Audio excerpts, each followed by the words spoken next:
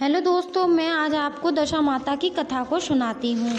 एक राजा था, उसकी दो रानियाँ थीं। बड़ी रानी के संतान नहीं थी, छोटी रानी को एक पुत्र था।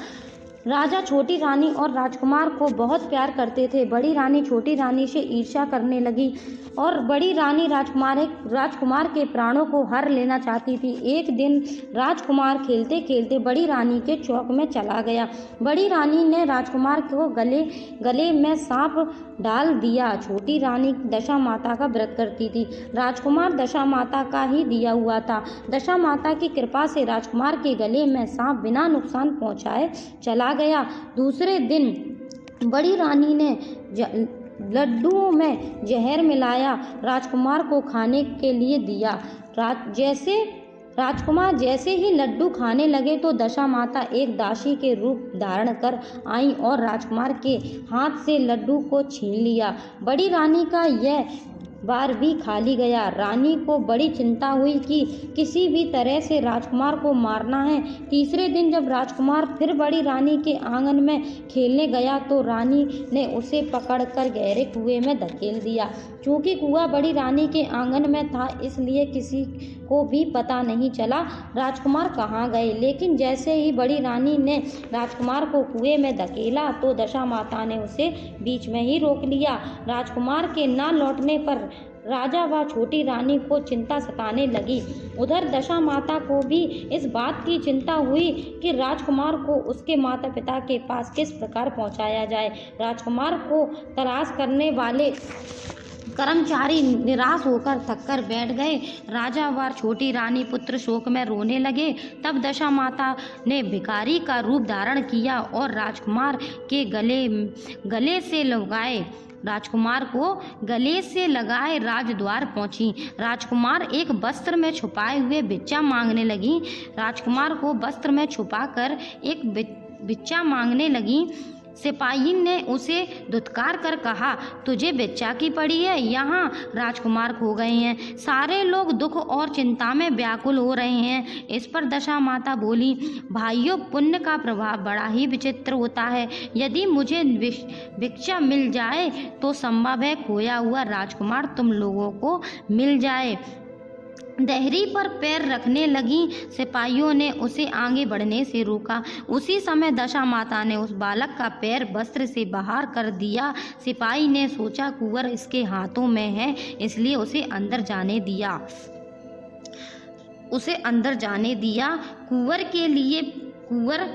को भीतर गई और चौक में छोड़ दिया। राजकुमार को भीतर जाकर राजकुमार को चौक में छोड़ दिया। वहीं छोटी रानी ने उस दशा माता को भिखारी के रूप में देख लिया और बोला कि कौन हो तुम, वहीं खड़ी रहो। तुमने 3 दिन से मेरे बेटे को छुपाकर रखा था। तुम्हें मेरे प्रश्नों का उत्तर देना ही होगा। दशा माता इस बात पर बोली कि मैं तुम्हें तो सचेत करने आई हूँ। तुम्हारी सौत तुम्हारे पुत्र के प्राणों को हर लेना चाहती थी। उसने तुम्हारे पुत्र के गले में एक काला सांप डाला था।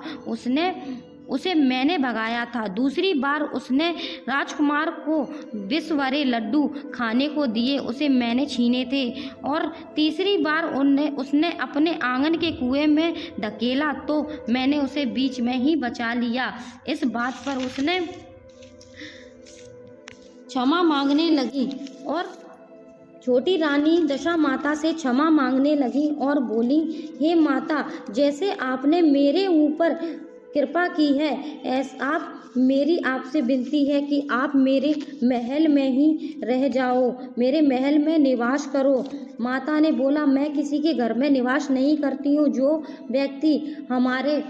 व्यक्ति माता को प्रेम से और श्रद्धापूर्वक मेरा ध्यान स्मरण करता है, उनकी हृदय में मैं निवास करती हूँ। मैं तुम्हें साक्षात दर्शन दिए, इसलिए तुम सुहागिनों को बुलवाकर उन्हें यथा विधि आदर सत्कार के साथ भोजन करवाओ और नगर में ढिंढोरा पिटवा दो। सभी लोग मेरा डोरा लें और व्रत करें। इतना कहकर इतना कहकर माता अंतर्ध्यान हो गईं। रानी ने अपने राज्य की सौभाग्यवती स्त्रियों को निमंत्रण देकर बुलवाया और उपटन सहित यथाविधि कर भोजन सिर लेकर उपटन सहित सिरभूषण श्रृंगार और उनके यथाविधि कर भोजन करवाया और दक्षिणा